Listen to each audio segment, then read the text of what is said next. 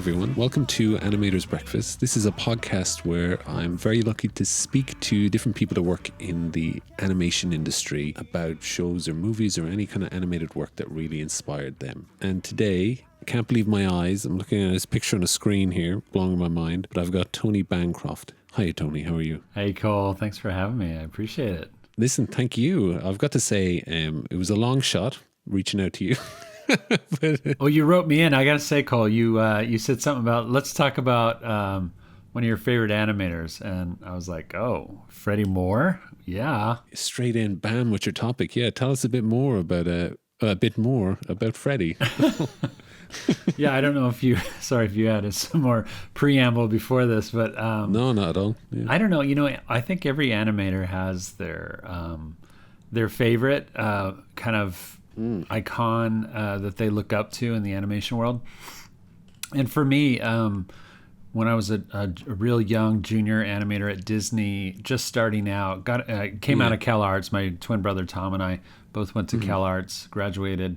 Got hired straight into Disney, and it was around the time of Little Mermaid. They were just finishing Little Mermaid when we first started. That's how long ago. I mean, that's like ancient times. Don't say that. Our first job was actually at the Disney MGM Studios in Orlando, Florida. Yeah. And just had a great time working with some of the youngest animators at the time, because we were all, I would say about 80% of the studio were hired straight out of college. Wow. So we were just like a really young group of super excited students. Some of them came out of illustration majors. People like Aaron Blaze was in that first group, and he came through an internship at Disney. But before that was, a fine artist and illustrator. Still is a fine artist. He still is a fine artist and illustrator. He could do it all. He really can. But he didn't know very much about animation until he started it in the Disney internship. Well. And then Tom and I, who went to Cal Arts, had animated for at least a couple years at Cal Arts before we got into the internship. And so we had started to do a real search of, who came before. And I always I teach at the college level at Azusa Pacific University out here in California. Yeah. And I always tell my students, it's important to know who came before you, because we really are, on the shoulders of giants that we have come from. And, we don't have to reinvent the wheel. A lot of things, spectacular things, have already been done in our art form of animation. And Freddie Moore is one of those people that I just learned about early on, that was like one of those huge giants. And I just loved his drawings from day one. Can I ask a question? Yeah. Because here's what I'm super curious about. I do want to talk a bit about you as well, because I'm selfish and sure. I have you here, and this is this is for me, Yeah, Freddie couldn't make it today, audience. Sorry, guys. Funny enough, yeah. But I did the same thing with James Baxter. It just ended up being about James rather than, he talked about Bambi actually. Oh, sure. Any particular animator, or just like all the animators? No, he just picked Bambi and just went for it. Because obviously there was a lot of growth that a lot of the guys did during Bambi, and he kind of compares like Spirit, his Bambi, that really helped him kind of elevate his animation, even though he was phenomenal already. Yeah. But anyways, that's a different point. He didn't, I think he was speaking a bit about Bill Tytler, but yeah, what was I gonna, I want to talk about you. Sorry, you wanted to talk about me and you started talking about James. Yeah, this is just how often does that happen to you? Probably a lot. Yeah, too often. I do have a couple of questions, because I asked people to ask me to ask you questions, basically. Right. First question I do have for you, Tony, is: are you as mysterious as the dark side of the moon? I'd like to think so. No, I don't think I'm actually as interesting as the dark side of the moon whatsoever. I can't even say that. It's taken me forever to learn those. That's from the song, of course, "Be a Man" from Mulan, and it took me forever to learn those words. But if you asked me to sing that song now, like what is it, 25 years later? Yeah, I couldn't remember any. I couldn't put more than 3 or 4. I've words seen you together. try. Yeah, There's actually a video of that online. But that must be cool though. Like, I mean, I think there's an incredible legacy of Disney when it comes to like not just the animation but the music in the films. The kind of sing along aspect. Yeah. And Mulan has a huge part of that. And of course, obviously, you having co-directed Mulan, you obviously can't remember the lyrics, so it wasn't the words you were focused on. Yeah, definitely something else you were focused on during the time. I mean, I knew him at the time for sure. Because we were hearing him every day, and it was a part of our. Yeah. For a good couple of years there, I was hearing him all the time, and so I could recite him at one time, but just. It's funny, you finish these films and this as an animator and any other animators out there that you've probably talked to, you just don't tend to rewatch the movies so much. Totally. Yeah. They're kind of like ancient history to you. Too many flaws, It's hard to, it's kind of hard to watch. And I see that with Mulan. I always want to kind of go in there and go, oh, there's that scene. But it is like a yearbook too, in a happy way. It's like, watching the movies, it conjures up all these emotions and memories and arguments and, I mean, you name it. It just takes you right back, just like hearing a song on the radio makes you think of your high school years or something. Yeah, actually, that's a very good point. Wow. Second question I have for you. I'm sure you've heard this a lot, but who is the evil twin? That's Tom. Tom. Yeah, that's Tom for sure. And last thing I do want to know, let's say, obviously you've had a wide spanning career when you started in Orlando, and as far as I know, I think the first thing you worked on, what was it, Roller Coaster Rabbit, wasn't it? Yeah, that was Roller Coaster Rabbit. That would have been the first short that we did. And because the Disney MGM Studios started out, they promised us that we were just going to be working on shorts. That was all that our expectation was. So that was the first short that we fully produced there. And Rob Minkoff, who later would go on to be one of the co-directors on Lion King, that was one of his first directing gigs, was doing that short. And the late Kelly Asbury was our production designer. So it was a great first experience. And that kind of energy when you've got that kind of youth, because I know I've heard you talk about the Lion King when you were working on that, that you guys were kind of considered the B team when everyone else was shift on to Pocahontas, that there was that kind of like just energy to try things. And just wanting to be better than the day before kind of thing. Just that fun energy. Is that something, do you still have that, do you think? Yeah, I mean, I feel like I still have the same passion, the same anxiousness and nervousness when I approach a scene. It doesn't really matter what it is. It is kind of one part, I'm the wrong person for this. It's never going to work out. This is going to suck. And then the other part is, I got this, and this is no problem. And I'm, this is, I could do this in my sleep. So there's somewhere in between that I live. That's the dark side of the moon, I guess. The mysterious part. Yeah. I really like that. I don't think you hear it enough. I mean, because we always celebrate the good things that people have done, the good work that they've done, but we don't really talk about the kind of anxiousness that people feel approaching something, that the kind of weight on your shoulders when you're trying to figure something out. They're like, oh my God, can I do this kind of thing? Yeah. And I know loads of people have that, as you're saying, the kind of imposter syndrome. And you being a twin, I'm sure you feel that all the time. Yeah. And I mean, I have another person that's just like me and super talented. And, so we all compare ourselves, and with social media, Instagram and stuff, it happens all the time, more and more. But when you grow up a twin of somebody that also is super talented, and it can be a driver or it can be crippling. And thankfully, I think we drove each other more than we, into the ground. Drove each other into the ground. But probably more, I think we pushed ourselves. We pushed each other. Probably because of that constant competition that I had with my brother.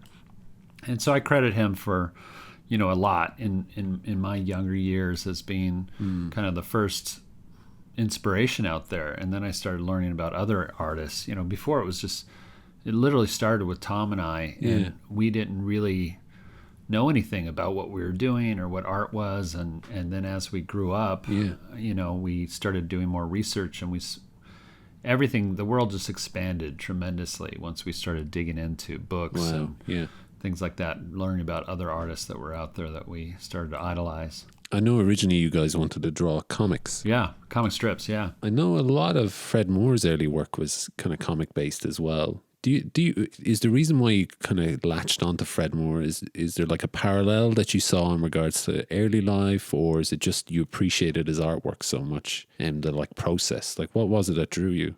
I think me, more than my brother Tom, I've always been really attracted to very simple graphic cartoony figures and drawings. Mm-hmm. And Freddie always had that. Freddie Moore always had that in his work. He was very cartoony. He was on, every animator has kind of a range of like where they kind of fit from super cartoony, like, I don't know, Cartoon Network or Nickelodeon kind of cartoons that you see on TV, to all the way over to like super realistic or something like that. Mm-hmm. Mm-hmm. And then you have those freaks like James Baxter who can do both, Total freak, yeah. Oh my gosh. I mean, he can draw like a son of a gun. So he can draw really cartoony and have fun with something really squashy and stretchy. In that regard, he's a lot more like one of the 9 Old Men, Milt Kahl. Yeah. Milt Kahl had that ability. He could do shorts and do funny, cartoony stuff. Whereas as we get more into Freddie Moore, we'll talk about the fact that he was pretty limited, though. He was self-taught, and so he did the cartoony thing really well, created really appealing drawings, but he couldn't mature to a higher level of performance animation like the people that he mentored, such as Frank and Ollie and some of the other 9 Old Men who surpassed him. And I've always tried to, because of Freddie Moore's story, I've tried to really push myself outside of comfortableness whenever possible, meaning the projects that I take on as an animator. I do, I have been definitely pegged as a comedy, animator. I do comedy characters, and I have done a lot of cartoonier cartoon characters and stuff too. But like Kronk was even though he's definitely cartoony, and that whole film is a fairly cartoony look to it. Just stylistically, it was a very challenging character for me. So that was kind of a first push that I was really trying to push myself into. What was so challenging about it? Was it just his super graphic design, like straight edges kind of thing? Like... Yeah, it was all those really harsh straight edges, like his nose is like these really straight lines, and how to turn that in space was always a thing. He was the first character that I animated that had hands, so just learning how to kind of draw these very graphic interpretations of hands and using those in acting. He had shoulders, he had hands. I had done Iago the parrot before that, Cogsworth the clock, and Pumbaa for the most part, a couple other characters in there, but they were always animals or clocks or pigs or something. How did you avoid it? Yeah, you got the golden ticket there for animation. So I got all the way through my career and had never really animated a human, whereas Tom got onto Pocahontas and Glenn Keane's unit working on the main character Pocahontas.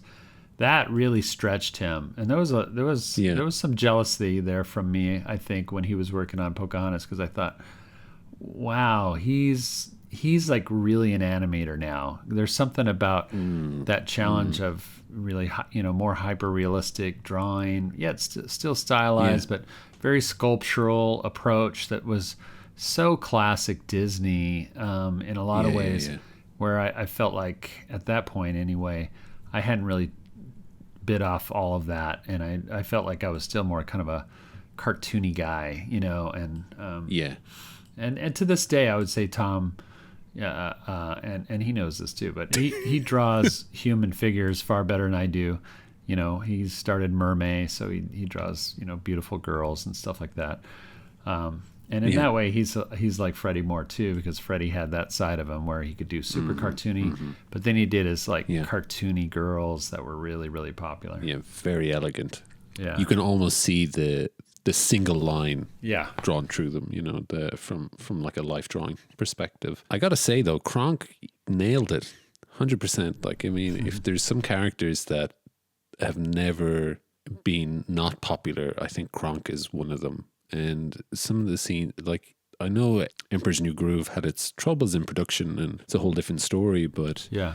when you think of like the the meme culture around Kronk is just phenomenal. Yeah. And that's down to moments that you guys basically animated that are so true to everyone's life that they're still able to whip them out and use them, so. Yeah, I just bought a shirt the other day, and it's it says "Pull the lever, Kronk," and it's got Kronk and Yzma on it. Yeah, and I've seen that meme forever, and now they're starting to make T-shirts. So I was like, oh, I got to get one of those just for fun. You got to get one. Sign it for yourself. Yeah, my students love it. So when I wear it, oh, fantastic! You know that scene where he's doing the Mission Impossible bit? Yeah, and he's like paused up against the wall. Yeah. Oh, I could laugh all day about that. Sorry, but Freddie Moore, Oh yeah, Freddie Moore. Yes, it's interesting.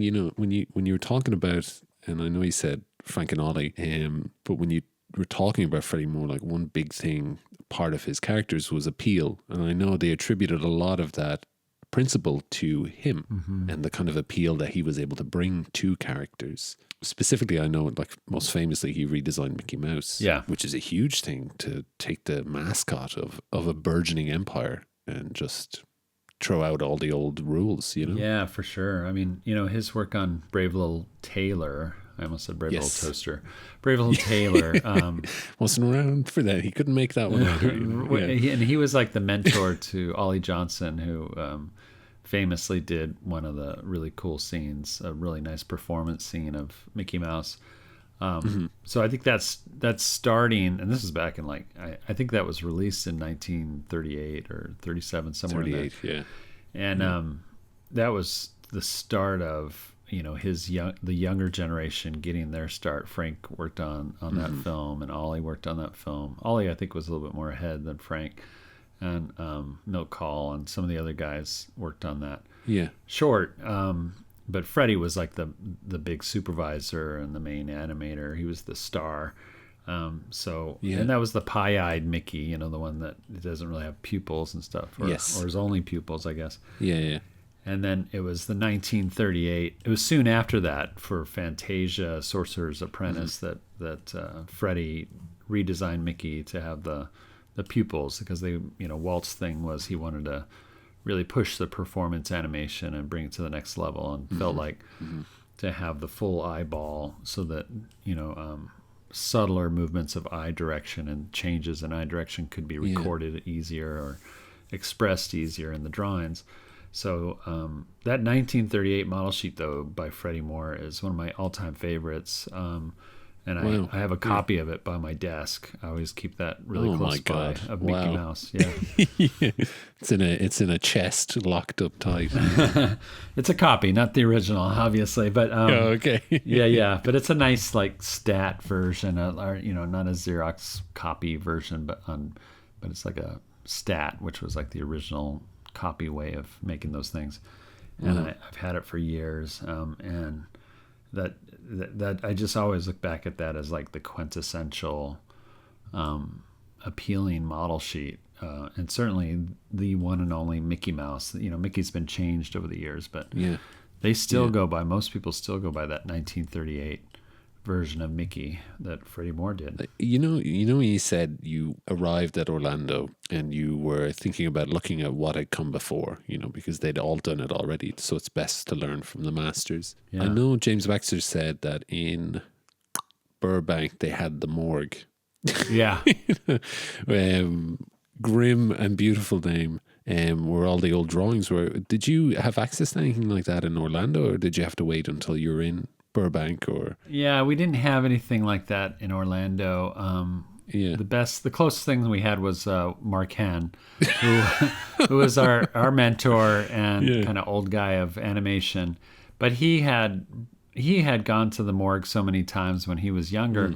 It sounds so grim, doesn't it? And he had all these copies He had a wall. I remember in Orlando, he had like a wall of shelves, and all of them were full of his Xerox copies of old time scenes that he had, that he brought from California out to Orlando. Yeah. And he would let any of us junior animators and new guys and stuff look at it, and we could flip it. And so, we did have his little library, but I remember going back to California. I was only in Orlando for about, I don't know, what was it, a year and a half, 2 years, something like that. And then I went back to Southern California because I was dating a girl who's now my wife. Oh, congratulations. Many years too late. Thank you. So we were dating, and I wanted to go back to California. Plus, I always felt like, I wanted to play with the big boys, and I felt like the Burbank studio was where all the big names were, Glenn and Andreas and Eric Goldberg and stuff, and James Baxter ultimately, and you name it. So I wanted to be out there and see if I could survive in the bigger market, the ultimate market for animation in Burbank. So I went back, and so I joined. I started Rescuers Down Under in Orlando, but I finished it in Burbank, California. So I transitioned during that movie. And that started, so everything I did after that point was all done in Burbank as an animator. And I spent a lot of time going to the Animation Research Library as it came to be, but largely known as the morgue still. And spent a lot of time there. I remember going with Mike Surrey, my buddy, who did Timon and The Lion King. Yeah. And we were just consummate, just always trying to find knowledge and gain new understanding of animation techniques by going to the morgue. And nobody else would do it. That was the crazy thing, is I didn't see... Mike and I were always going down there and flipping through scenes and getting copies of things. And I still have a big library, not as big as Mark Hand collected, unfortunately, but I still have a big library of Xerox copies of scenes that I have here at my house, and I like to show my students sometimes, or I'll bring them out. To me, they're as valuable as originals almost, because those are so unattainable. I can't even say it. Unattainable, unobtainable, There it is, But I still look at those, and I just love marveling at some of the simple solutions and the clear ideas and the silhouette poses and the staging ideas that are all present in those old scenes. It's interesting that, and this is the kind of impression that I get, is just by even looking through their drawings, you learn so much. Yeah. Is that like, I know you say you have Freddie Moore's model sheet of Mickey. Do you have a lot of kind of some of the scenes he's animated from back then as well, or? I don't. I was never able to find very many surviving copies, even in the archives. Wow. I don't think they have a lot of full scenes. Yeah. And if they do, I didn't look for them at the time. I was more at the time that had access to the archives, and I was working on like Beauty and the Beast or Aladdin or some of those films. Yeah. I was probably looking a little bit more at Ward Kimball scenes, because those are the kind of characters I was doing. So I was looking at Ward Kimball stuff quite a bit, and then Frank and Ollie, of course. And I was always, everybody's a fan of Milk Call, so I was always getting Milk Call scenes too and looking at those. Yeah, and I largely either couldn't find or didn't dig deep enough into Freddie Moore's library. Yeah. Of whatever they have at the morgue, and I wish that's one of my biggest regrets, is that I don't have more Freddie Moore stuff. You don't have more, wish I had more. More. Wish I had more. I wonder is, because this is a thought that struck me. This is just a side point, a sidebar, as they say, because Moore is an Irish name. Yeah. So I wonder, was his ancestry Irish? Because there is obviously lots of Irish in America. I don't know what Bancroft, the ancestry of that is. I don't quite know either. Bancroft, I think, is English. At least it sounds very posh. Yes. Yeah. Bancroft, Bancroft, yes. Baron Bancroft. But Moore, I'm just super curious. But it could have been Italian or anything, but... Because I know Freddie Moore, he didn't grow up quite affluent or anything. I know he did a few night classes in Chenard in exchange for janitorial work. As far as I'm aware, and I've heard that. As far as I know, and you might be able to correct me on this, but he got his job in Disney because he went instead of a friend who had an interview. The friend had a toothache, and he just went instead. Oh, I've heard that story. Yeah, I don't know that I attributed that to Freddie Moore, but I have heard that story, and it probably was Freddie Moore. I just can't remember now. Yeah, because I heard that a while ago. It's probably like a Tom Cito story or something. Tom Cito is he's the man for ancient history and stuff, and knows everything. Definitely ask. There's not a lot that I can find that talks in depth about Freddie Moore, and part of that could be because his short time on this planet, or the fact that him and Walt had that falling out, and he left the studio, or he was fired from the studios in 30, or was it what year is it, 46 or something? But eventually he came back for the last couple of years of his time, But I'm super curious to see why that is. Was it just? Yeah, I don't know. I don't know too much about him later on. Yeah, and I think that largely the history books, the Disney history books for sure, have been cleaned and erased a little bit when it comes to Freddie Moore, because he was a well-known alcoholic. That's the one thing we do know about him, that he really struggled with his alcoholism. So he came to power and fashion and leadership at like 21. So he started out very young and successful, hugely successful. I think that went to his head. I think he started partying too much. This would have been like in the early 40s probably, or late 30s, and became a raging alcoholic, from what I understand. So he I don't know what ultimately. I don't know the story of how he got fired. And I do know that during the tenure that he got fired, during that time from 1946 and before he came back to Disney at around 1948, there was about 2 years there where he was working for Walter Lantz Productions. Yes. And he did the redesign on Woody Woodpecker, so the more appealing Woody Woodpecker design is attributed to Freddie Moore. Just going around changing everything. Yeah, I know. Just steps in and changes. Yeah. It was always Ollie Johnson that said that Freddie couldn't make a bad drawing. He had an innate sense of appeal in his drawings, and the stroke of his pencil that had energy and rhythm and just appeal, and it's a word that we don't use enough anymore in our vernacular, but it's something that had a lot of meaning back in the day. It was, it's one of the principles of animation from Frank and Ollie. Yeah.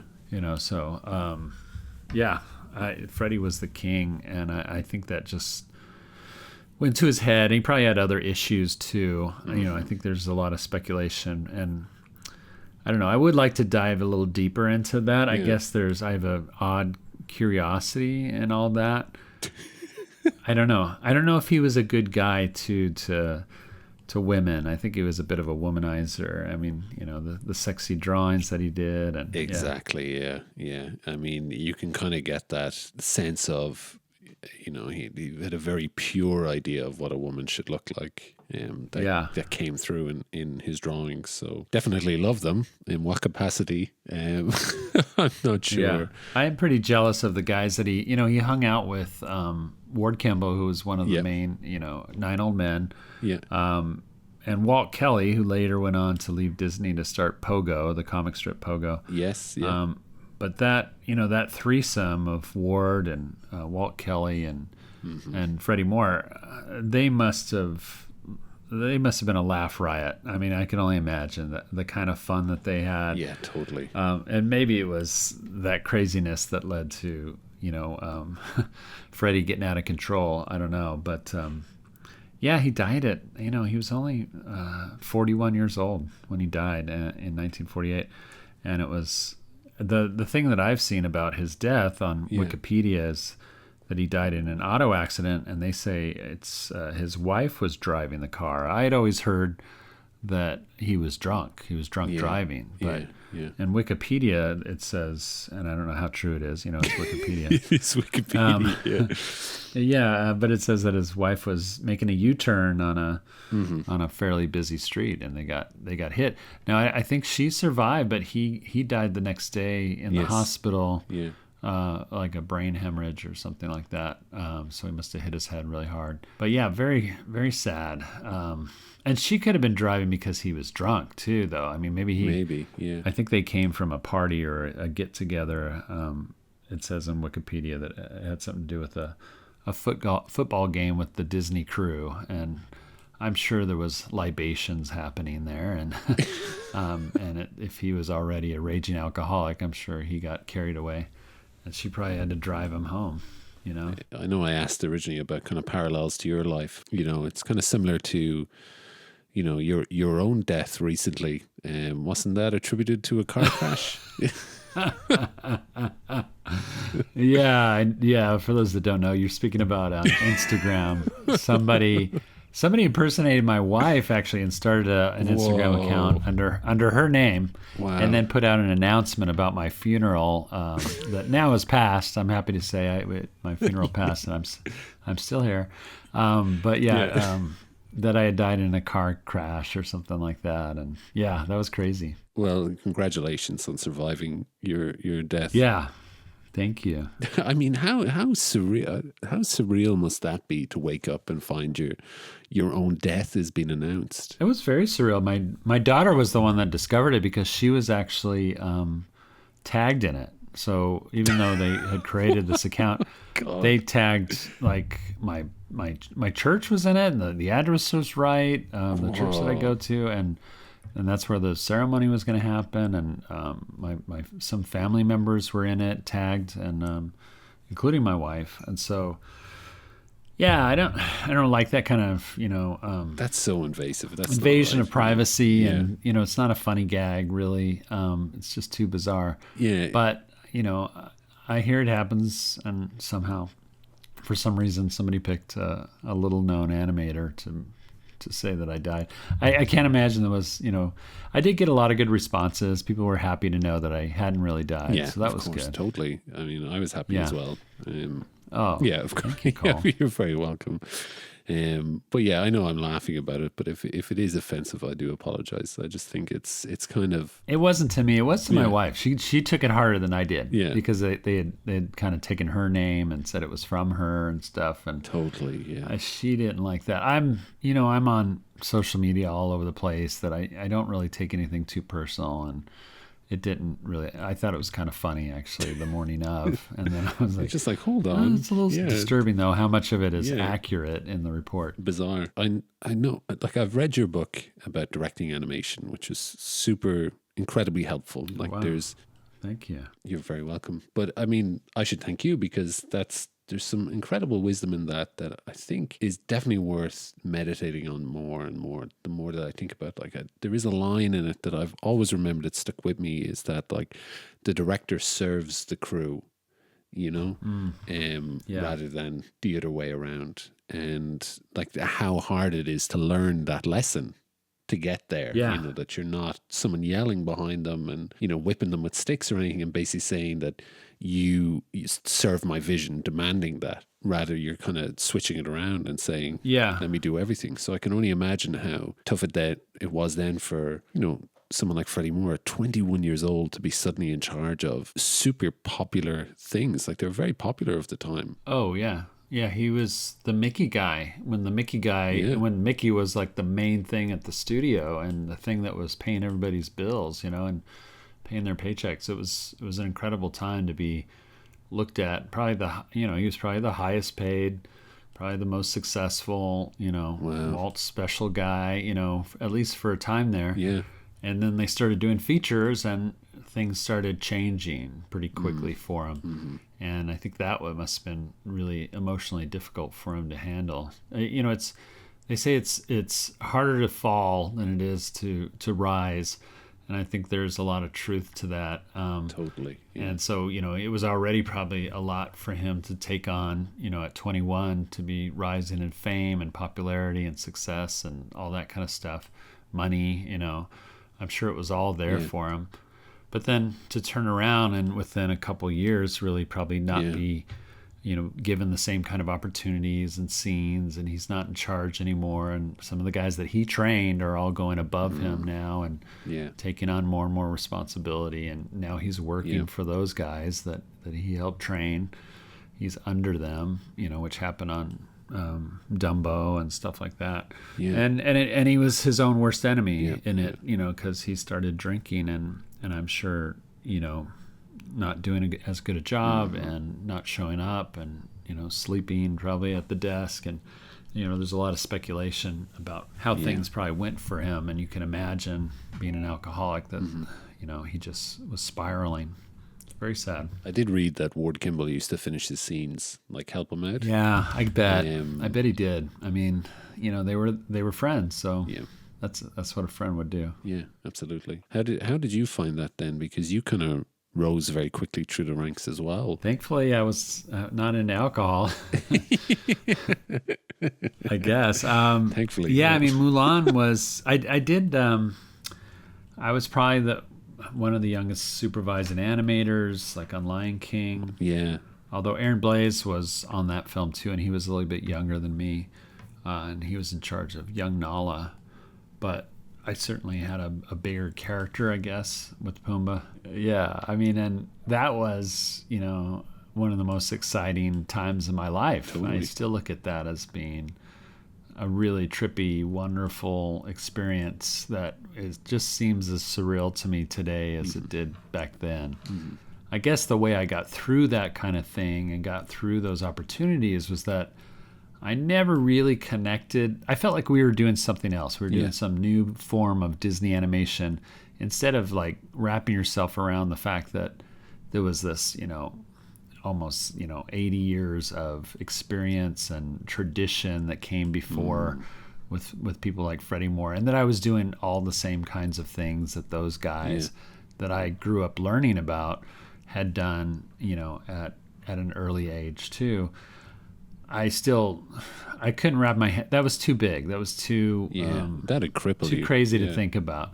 Yeah, and I did. I felt like that would cripple me. So I just kind of had to take it one day at a time and one opportunity at a time, and try to save the pinching myself for when I was in my bed in the morning, getting up and going, what am I doing today? I can't believe it. And I don't know. It was a crazy time. And then to be a director on a Disney feature at like 27. That's about how old I was when I started on Mulan. Yeah. And came out 52. Yeah, it came out the other side 52, right. Certainly a lot balder.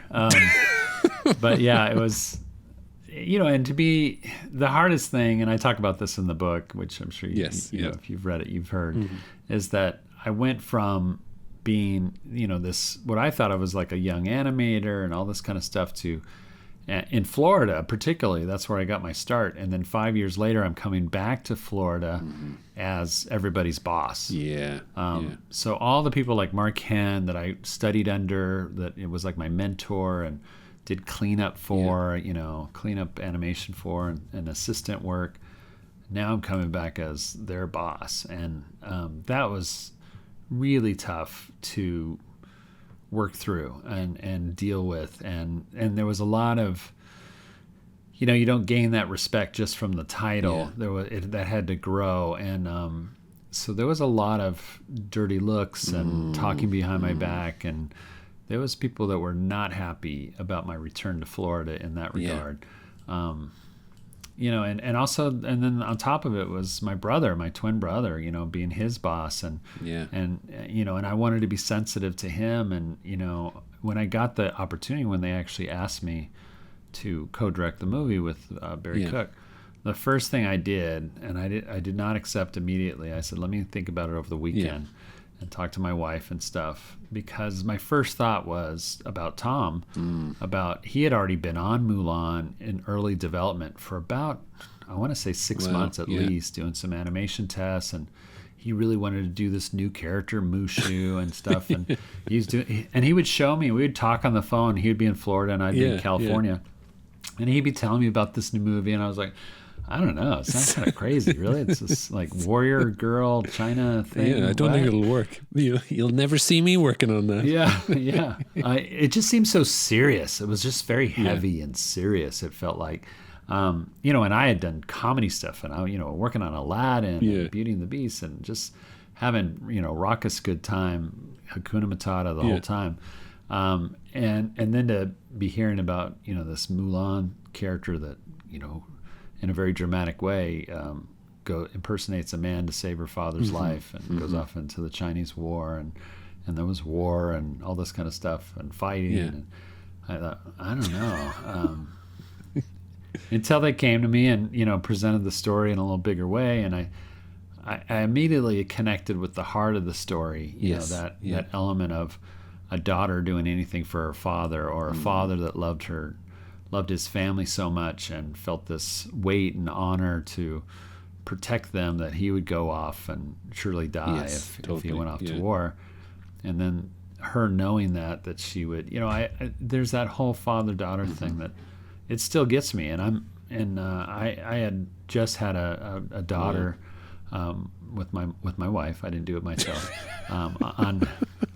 She was born on The Lion King, so she was still an infant when we first started on Mulan, and that really made it emotionally. I emotionally connected with the world of Mulan immediately because of having a daughter, and I just wanted to infuse that in there.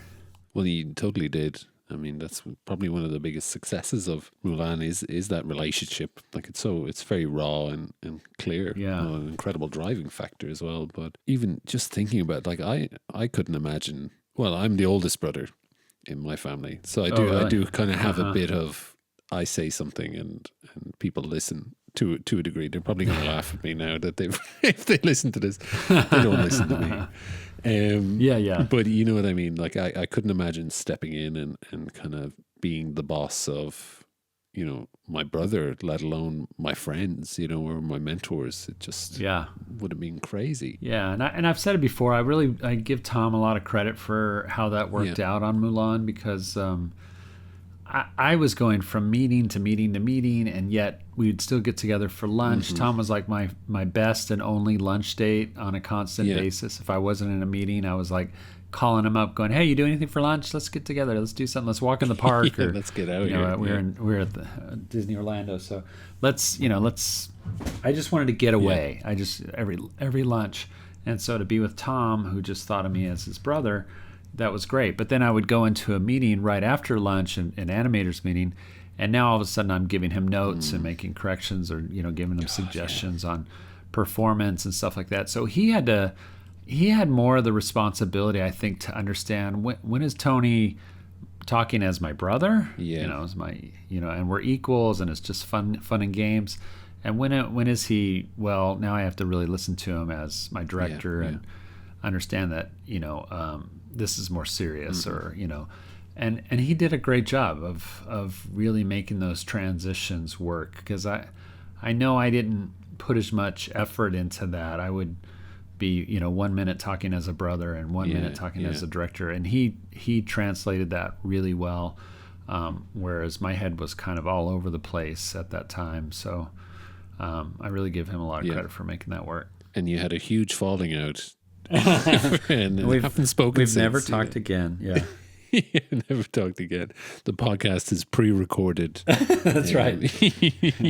I play both parts, actually. Okay, I was wondering why you both sounded so similar, you know.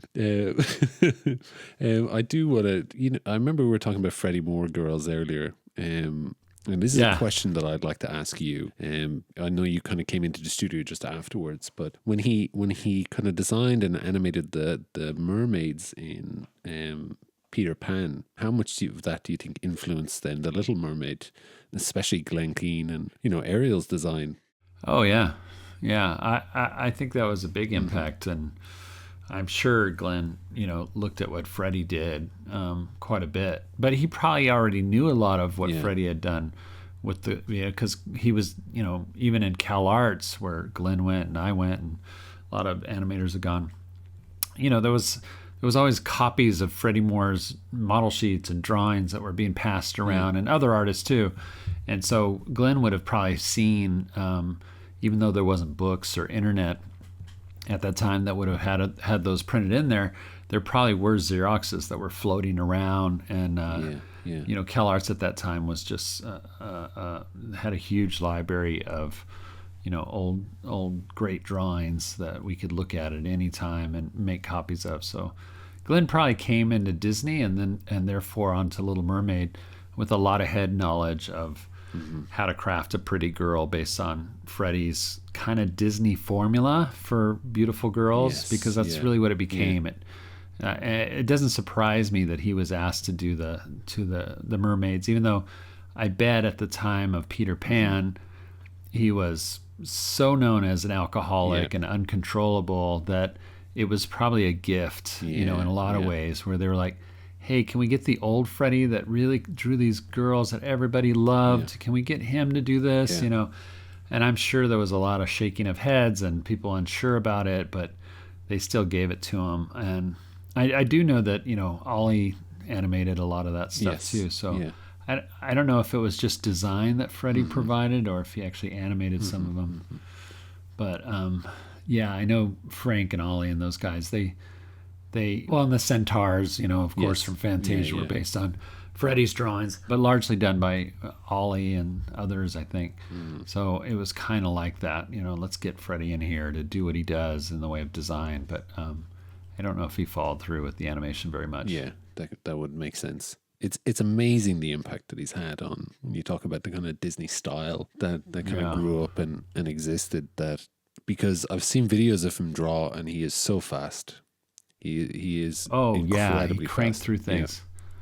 Well, Glenn Keane used to tell a story that I love because sorry, I'm drinking my coffee because we're pretending that it's the morning, right? Breakfast with the animator. Okay, Pretend you've given it all away. You know, you've given it. How dare you? It's 4:00 in the afternoon, but I still enjoy my coffee in the morning. Anyway, sorry, listeners. Anyway, you know, there was a story that Glenn would always talk about the importance of confidence for the animator and how, and he exuded that. I mean, you see that in Glenn Keane's work. There's just a Bill Tightla kind of strength and you know, beauty to his lines and a boldness, and that all comes from this confidence that is deep down where Glenn, just like Bill Tightla and some of those others, but particularly Glenn, you know, he just had to go to a place where he's like, I'm going to challenge myself. I'm going to do something different. He always was pushing himself out of the safety zone, you know, into newer and newer places with performance animation. And that's why when you look at his breadth of work, you know, doing all the leading characters for every single film practically in the 90s, you know, he had such variety from, you know, Little Mermaid, Ariel to Beast. You know. Beast, oh my gosh, and you know, just onto Pocahontas, Pocahontas. I mean, you know, so he was always pushing himself in different directions, you know, and some, so and I don't even know where I was I going with that? Let's see. To have some more coffee. I started drooling about Glenn Keane there because he is one of my all-time favorites. Oh, you're going to tell the story. You're going to. Confidence. Yeah.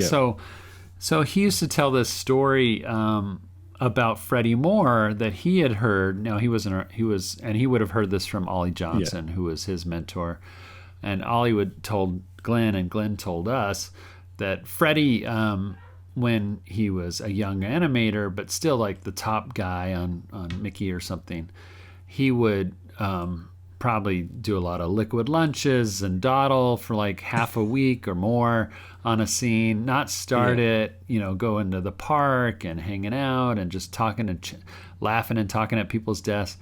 And then like Friday afternoon, he would come in after his lunch and be like, okay, I got to get this scene. I got 38 feet to do by the end of this day. So, you know, and he would talk to his assistants, probably like Ward Kimball and Walt Kelly and those guys, and say, tell me how great I am, you know, and they would bolster him up. oh, Freddie, you're the fastest animator in the world, and Freddie, you can't do any wrong, and Walt loves your stuff no matter what it is, and oh my gosh, you draw like, like nobody's business. There's nothing like a Freddie Moore drawing, and all this kind of stuff. And it was obvious that it was prompted and it was rehearsed and it was practically scripted, and yet it would bolster him up. He would go into his room and he would crank out 38 feet or whatever of this beautiful Mickey Mouse animation. Yeah. And so Glenn's point was that even though he had to kind of falsify it a little bit and conjure it up for when he needed it, that it was that confidence of, oh, I'm going to show them this is going to be the best, and I can do anything I want and whatever in animation, whether it was telling himself that or just knowing that he had this following of fans out in the hallway basically. It was enough to rile him up, to get him going, and keep his spirits up, and that confidence is what emboldened him. And that's largely what Glenn has always displayed too, I think, in his work, is this, whether he has to bolster himself up in some kind of mental way or whatever. And that's something that I've always taken away from first Freddie Moore and then Glenn in the telling of it, is that confidence is really an animator's best friend. Yeah. And you really need that to take the chances to do your best work. You can tell when somebody has a confident line, even. The strokes are just bold and fluid and wonderful. And that comes from not a weakness, but a strength. Yeah. And that strength is purely driven by this confidence of, I can do it. I can do it. Anything I set my mind to, I'm going to do this, And so and I always tell my students that too, whether you have to bolster that up, because we all feel like imposters. We all feel like we're not worthy of the scenes that we have on our desk, or or any kind of fan following that we may have. We're not worthy of any of it. And yet we have to kind of lie to ourselves and find that confidence level to go.